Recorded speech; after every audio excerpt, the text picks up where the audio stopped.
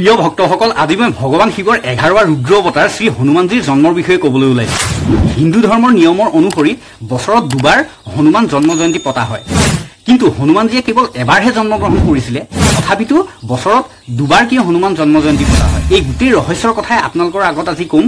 আৰু লগতে ক'ম ভগৱান ৰাম, লক্ষ্মণ, ভৰত আৰু হনুমানজীৰ জন্মৰ আগৰ পৰাই তেওঁলোকৰ মাজত এটা ককাই ভাই সম্পৰ্ক গঢ়ি উঠিছে। আশা কৰিছো এই গোটেই ৰহস্যৰ কথা গম পাই আপোনালোকে নিশ্চয় ভাল পাব। তেতিয়াহ'লে ব'লক বন্ধুসকল, ৰাম ভক্ত হনুমানজীৰ জন্ম ক'ত হ'ল আৰু কেনেকৈ হৈছিল। এবাৰ ঋষি অংগীৰা দেৱলোকলৈ গৈছিল।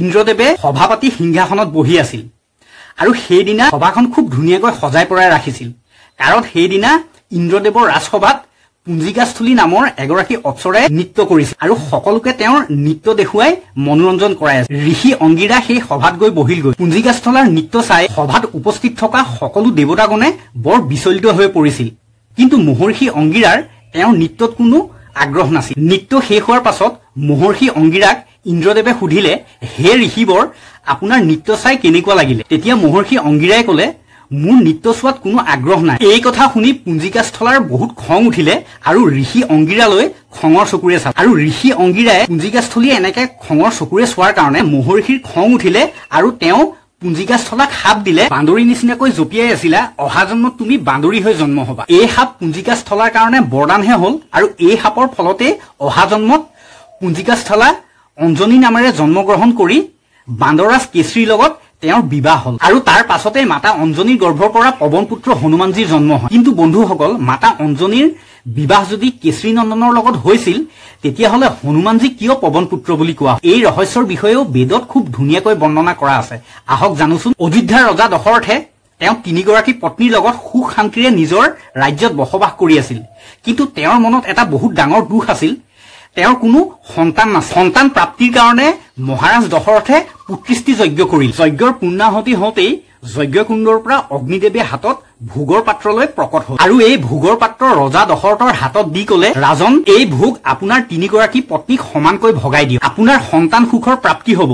এই কথা কৈ অগ্নিদেৱ অন্তৰ্ধান। ৰজা দশৰথে ভোগৰ পাত্ৰ হাতত ল'লে আৰু 3গৰাকী পত্নীৰ মাজত সমানকৈ ভগাই দিলে। মাতা কৌশল্যা আৰু মাতা সুমিত্ৰাই ভোগ গ্ৰহণ কৰিল, কিন্তু যেতিয়া মাতা কৈকেয়ীয়ে ভোগ গ্ৰহণ কৰিবলৈ লওঁতেই এজনী চিলনী উৰি আহি সেই ভোগৰ অকমান অংশ ঠোঁটত লৈ উৰা মাৰিল। উৰি উৰি সেই চিলনীজনী সেই স্থান পালেগৈ য'ত মাতা অঞ্জনী আৰু বান্দৰাজ কেশৰীয়ে পুত্ৰ প্ৰাপ্তিৰ কাৰণে মহাদেৱক তপস্যা কৰি আছিল। যেতিয়া চিলনীজনীয়ে সেই স্থানৰ ওপৰেৰে উৰি উৰি গৈ আছিল, তেতিয়া চিলনীজনীৰ ঠোঁটত থকা ভোগ অকণ মাতা অঞ্জনীৰ হাতত আহি পৰিলে, যাৰ পৰা মাতা অঞ্জনীৰ তপস্যা ভংগ হৈ গ'ল। তেতিয়া তেওঁ ক'লে, হ'ব পাৰে এয়া ভোলানাথৰে প্ৰসাদ হয়, তুমি এয়া গ্ৰহণ কৰি লোৱা। বান্দৰাজ কেশৰীয়ে কোৱাত মাতা অঞ্জনীয়ে সেই ভোগ গ্ৰহণ কৰিল আৰু ইয়াৰ ফলস্বৰূপে মাতা অঞ্জনী গৰ্ভৱতী হ'ল। সূৰ্যদেৱে দিয়া ভোগ গ্ৰহণ কৰি ৰজা দশৰথৰ 3গৰাকী পত্নী আৰু মাতা অঞ্জনী গৰ্ভৱতী হয়। আৰু এনেকৈ ভগৱান ৰাম, লক্ষ্মণ, ভৰত আৰু হনুমানজীৰ জন্মৰ আগৰ পৰাই তেওঁলোকৰ মাজত এটা ককাই ভাই সম্পৰ্ক গঢ়ি উঠিল। ভগৱান শিৱই যেতিয়া ভগৱান বিষ্ণুৰ মোহিনী ৰূপ দেখিলে, মোহিনী ৰূপ ধাৰণ কৰাৰ কাৰণটো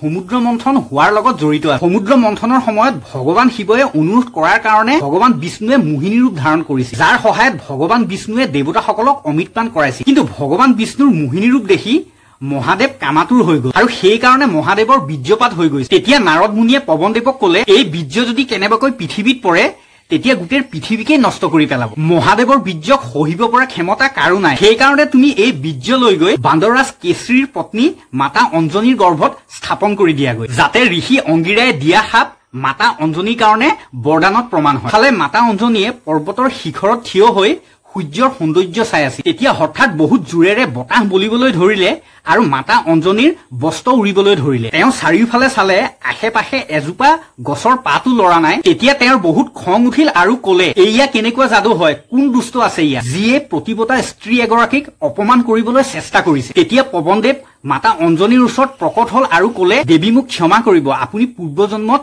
ইন্দ্ৰদেৱৰ ৰাজসভাত অপ্সৰা আছিলে, আপোনাৰ নাম পুঞ্জিকাস্থলা আছিলে আৰু আপুনি অত্যন্ত ৰূপৱতী আছিল। এদিন ইন্দ্ৰদেৱৰ ৰাজসভাত আপুনি নৃত্য কৰি থকা অৱস্থাত মহৰ্ষি অংগীৰা আহিছিল। আপোনাৰ নৃত্য চাই সভাত উপস্থিত থকা সকলো দেৱতাগণে খুব আনন্দ পাইছিল। যেতিয়া নৃত্য শেষ হ'ল, তাৰ পাছত ইন্দ্ৰদেৱে মহৰ্ষি অংগীৰাক সুধিলে, হে ঋষিবৰ, আপোনাৰ নৃত্য চাই কেনেকুৱা লাগিল? তেতিয়া তেওঁ ক'লে, মোৰ নৃত্য চোৱাত কোনো আগ্ৰহ নাই। এই কথা শুনি আপোনাৰ বহুত খং উঠিলে আৰু আপুনি ঋষি অংগীৰালৈ খঙৰ চকুৰে চালে আৰু আপুনি তেওঁলে খঙৰ চকুৰে চোৱাৰ কাৰণে ঋষি অংগীৰাৰ আপোনাৰ ওপৰত বহুত খং উঠিল আৰু আপোনাক শাপ দিলে যে বান্দৰ নিচিনাকৈ জপিয়াই আছিলা পূৰ্ণ জন্মত তুমি বান্দৰ হৈ জন্ম হবা। ইয়াৰ পাছত আপুনি সেই ভুলৰ কাৰণে ক্ষমা খোজা মহৰ্ষি অংগীৰাই কলে মইতো এই সাপ ঘূৰাই লব নোৱাৰো কিন্তু তোমাক একেলগে বৰদানহে দিব পাৰিম সেই ৰূপতে তুমি এজন তেজস্বী পুত্ৰক প্ৰাপ্তি কৰিবা যি সাক্ষাৎ মহাদেৱৰ ৰূপ হব যাৰ প্ৰশংসা আৰু কামৰ কাৰণে তোমাৰ নাম যুগে যুগে জনা যাব। সেই বৰদান দিবৰ বাবে মই বিবশ হৈ মই মোৰ বায়ুৰ দ্বাৰা আপোনাক স্পৰ্শ কৰি মহাদেৱৰ সেই বীৰ্য আপোনাৰ গৰ্ভত স্থাপন কৰিম। এতিয়া স্বয়ং মহাদেৱৰ 11ৱা ৰুদ্ৰ অৱতাৰৰ অংশ আপোনাৰ পুত্ৰ ৰূপত প্ৰকট হব। পৱনদেৱে মহাদেৱৰ বীৰ্য আনি মাতা অঞ্জনীৰ গৰ্ভত স্থাপন কৰাৰ কাৰণে পৱন পুত্ৰ হনুমান বুলি কোৱা হয়। এই প্ৰকাৰে অঞ্জনী পুত্ৰ পৱন পুত্ৰ মহাবলশালী কেশৰী সুত হনুমানজীৰ কাতি মাহৰ কৃষ্ণপক্ষৰ চতুৰ্দশী স্বাতি নক্ষত্ৰ মঙ্গলবাৰ দিনত জন্ম হয়। কিন্তু মান্য এয়াও যে চ'ত মাহৰ পূৰ্ণিমা দিনাও হনুমান জন্ম জয়ন্তী পতা হয়। এই কথাও বেদত বৰ্ণনা কৰা আছে। জানো আহকচোন যেতিয়া মাতা অঞ্জনীৰ গৰ্ভৰ পৰা হনুমানজীৰ জন্ম হল আৰু ৰুদ্ৰ অৱতাৰ হোৱাৰ কাৰণে তেওঁ অসীম শক্তি আছে সেইকাৰণে অষ্টসিদ্ধি আৰু নৱসিদ্ধি প্ৰাপ্ত কৰি থৈছিল। এদিন ৰাতিপুৱাৰ সময়ত হনুমানজীয়ে নিজৰ বাৰান্দাত খেলি আছে আৰু তেওঁৰ ভোক লগাত মাতা অঞ্জনীয়ে তেওঁৰ কাৰণে খাদ্য আনিবলৈ গ'ল। হনুমানজীয়ে সূৰ্যৰ ফালে চাই চিন্তা কৰিবলৈ লাগিলে আকাশত ইমান ডাঙৰ ফল কিয় ওলমি আছে আৰু হনুমানজীৰ কৌতূহল বাঢ়িবলৈ ধৰিল। ৰঙা ৰঙা ফল দেখি তেওঁৰ ভোক আৰু বাঢ়িবলৈ ধৰিল আৰু তেওঁৰ পৱন পুত্ৰ হোৱাৰ কাৰণে উৰি গৈ সূৰ্য দেৱতাৰ ওচৰ পালেগৈ আৰু সূৰ্যদেৱক ফল বুলি ভাবি গিলি পেলাল। সেইকাৰণে গোটেই সৃষ্টিত ঘোৰ অন্ধকাৰ হৈ গ'ল আৰু সেইকাৰণে সূৰ্য উদয় নোহোৱা হ'ল। সকলো দেৱতাগণ বহুত চিন্তাত পৰিলে আৰু ভাবিবলৈ ধৰিলে হঠাৎ গোটেই সৃষ্টি কেনেকৈ অন্ধকাৰ হৈ গ'ল। দেৱতাগণে ঘোৰ অন্ধকাৰ দেখি ভয় খাবলৈ ধৰিলে আৰু সকলো একত্ৰিত হৈ ভগৱান ব্ৰহ্মাৰ ওচৰ পালেগৈ আৰু সুধিলে হে ব্ৰহ্মদেৱ হঠাৎ গোটেই সৃষ্টিত এনেকৈ কিয় অন্ধকাৰ হৈ আৰু সূৰ্য উদয় নোহোৱাৰ কাৰণ। এতিয়া ব্ৰহ্মাদেৱে ধ্যান কৰিলে আৰু ধ্যানৰ বলত কাৰণটো গম পাই দেৱতাসকলক কলে হনুমানজীয়ে ফল বুলি ভাবি সূৰ্যদেৱক গিলি পেলাল। এতিয়া আমি সকলো দেৱতাগণ হনুমানজীৰ ওচৰলৈ গৈ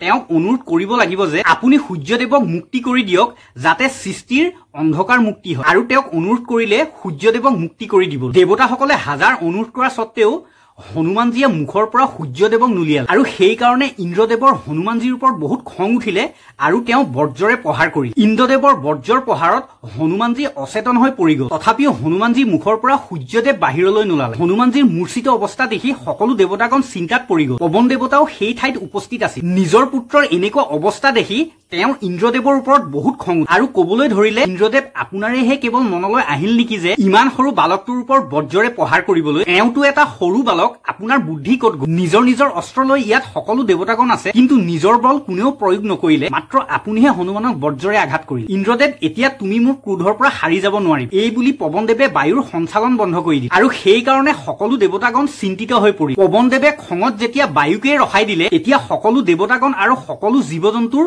উশাহ লোৱাটো কঠিন হৈ পৰিল। বায়ুৰ অবিহনে এক মুহূৰ্তও কাৰো জীৱন সম্ভৱ নহয়। তেতিয়া ব্ৰহ্মাদেৱে কলে হে পৱনদেৱ আপুনি এই সৃষ্টিৰ ওপৰত কৃপা কৰক। আপুনি আপোনাৰ বায়ুৰ গতি এৰি দিয়ক। মই হনুমানৰ বজ্ৰদেহ বনাই দিছো।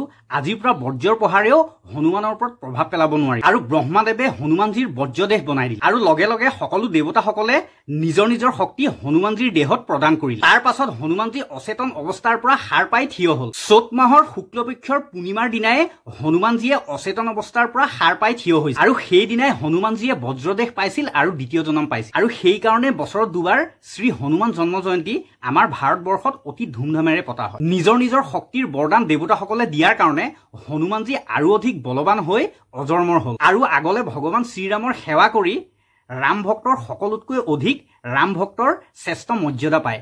যদি ভিডিঅ'টো ভাল লাগিলে জয় শ্ৰীৰাম বুলি কমেণ্ট এটা কৰি ভিডিঅ'টো শ্বেয়াৰ কৰি দিব আৰু কোনোবাই যদি আমাৰ এই চেনেলটো প্ৰথমবাৰৰ বাবে চাইছে তেন্তে চেনেলটো ছাবস্ক্ৰাইব কৰি নটিফিকেশ্যন অল কৰি ল'ব।